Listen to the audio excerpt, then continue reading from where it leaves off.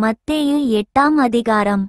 அவர் மலையிலிருந்து இறங்கினபோது திரளான ஜனங்கள் அவருக்கு பின் சென்றார்கள்.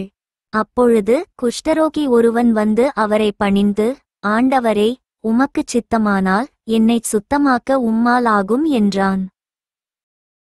இயேசு தமது கையை நீட்டி அவனைத் தொட்டு, எனக்குச் சித்தமுண்டு, சுத்தமாகு என்றார். உடனே குஷ்டரோகம் நீங்கி அவன் சுத்தமானான். இயேசு அவனை நோக்கி, இதை நீ ஒருவருக்கும் சொல்லாதபடி எச்சரிக்கையாயிரு. ஆயினும் அவர்களுக்கு சாட்சியாக நீ போய் ஆசாரியனுக்கு உன்னை காண்பித்து மோசே கட்டளையிட்ட காணிக்கையைச் செலுத்து என்றார்.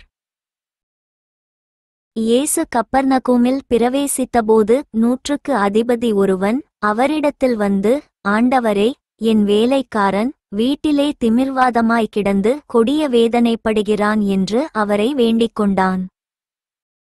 அதற்கு இயேசு, நான் வந்து அவனைச் சொஸ்தமாக்குவேன் என்றார். 100க்கு அதிபதி பிரதியுத்தரமாக, ஆண்டவரே, நீர் என் வீட்டுக்குள் பிரவேசிக்க நான் பாத்திரன் அல்ல. ஒரு வார்த்தை மாத்திரம் சொல்லும், அப்பொழுது என் வேலைக்காரன் சொஸ்தமாவான். நான் அதிகாரத்துக்கு கீழ்ப்பட்டவனாயிருந்தும் எனக்கு கீழ்ப்பட்டிருக்கிற சேவகருமுண்டு. நான் ஒருவனை போவென்றால் போகிறான், மற்றொருவனை வாவென்றால் வருகிறான், என் வேலைக்காரனை இதைச் செய்யென்றால் செய்கிறான் என்றான். இயேசு இதைக் கேட்டு ஆச்சரியப்பட்டு தமக்கு பின் செல்லுகிறவர்களை நோக்கி, இஸ்ரவேலருக்குள்ளும் நான் இப்படிப்பட்ட விசுவாசத்தை காணவில்லை என்று மெய்யாகவே உங்களுக்குச் சொல்லுகிறேன். அநேகர் கிழக்கிலும் மேற்கிலுமிருந்து வந்து பரலோக ராஜ்யத்தில் ஆபிரகாம், ஈசாக்கு, யாக்கோபு என்பவர்களோடே பந்தியிருப்பார்கள். ராஜ்யத்தின் புத்திரரோ புறம்பான இருளிலே தள்ளப்படுவார்கள். அங்கே அழுகையும் பற்கடிப்பும் உண்டாயிருக்குமென்று உங்களுக்குச் சொல்லுகிறேன். பின்பு இயேசு 100க்கு அதிபதியை நோக்கி, நீ போகலாம், நீ விசுவாசித்தபடியே உனக்கு ஆகக்கடவது என்றார். அந்த நாழிகையிலே அவன் வேலைக்காரன் சொஸ்தமானான். இயேசு பேதுருவின் வீட்டிலே வந்து அவன் மாமி ஜுரமாய் கிடக்கிறதைக் கண்டார். அவர் அவள் கையைத் தொட்டவுடனே ஜுரம் அவளை விட்டு நீங்கிற்று. அவள் எழுந்திருந்து அவர்களுக்கு பணிவிடை செய்தாள். அஸ்தமனமானபோது பிசாசு பிடித்திருந்த அநேகரை அவரிடத்தில் கொண்டு வந்தார்கள்.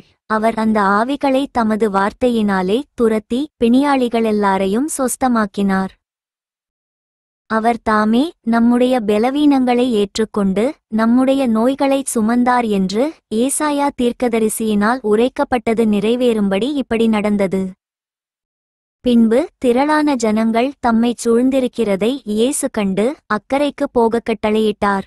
அப்பொழுது வேதபாரகன் ஒருவன் வந்து, போதகரே, நீர் எங்கே போனாலும் உம்மை பின்பற்றி வருவேன் என்றான். அதற்கு இயேசு, நரிகளுக்கு குழிகளும் ஆகாயத்துப் பறவைகளுக்கு கூடுகளும் உண்டு, மனுஷகுமாரனுக்கோ தலை சாய்க்க இடமில்லை என்றார்.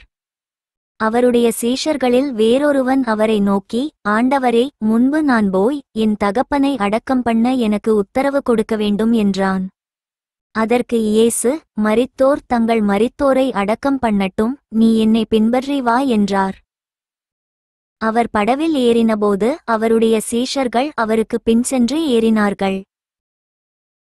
அப்பொழுது படவு அலைகளினால் மூடப்படத்தக்கதாய் கடலில் பெருங்காற்று உண்டாயிற்று. அவரோ நித்திரையாயிருந்தார்.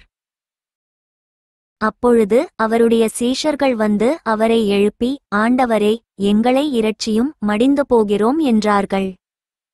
அதற்கு அவர், அற்பவிசுவாசிகளே, ஏன் பயப்படுகிறீர்கள் என்று சொல்லி எழுந்து காற்றையும் கடலையும் அதட்டினார். உடனே மிகுந்த அமைதலுண்டாயிற்று.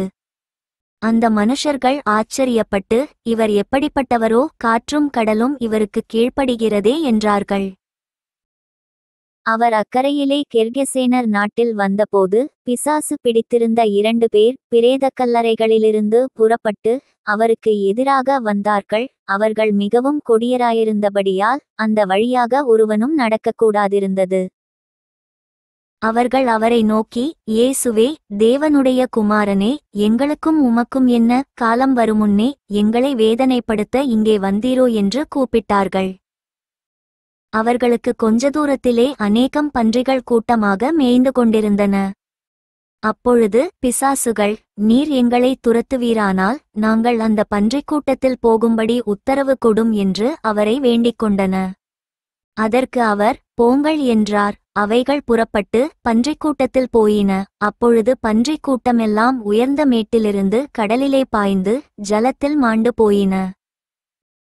அவைகளை மேய்த்தவர்கள் ஓடி பட்டணத்தில் சென்று இந்த சங்கதிகள் எல்லாவற்றையும் பிசாசு பிடித்திருந்தவர்களுக்கு சம்பவித்தவைகளையும் அறிவித்தார்கள்.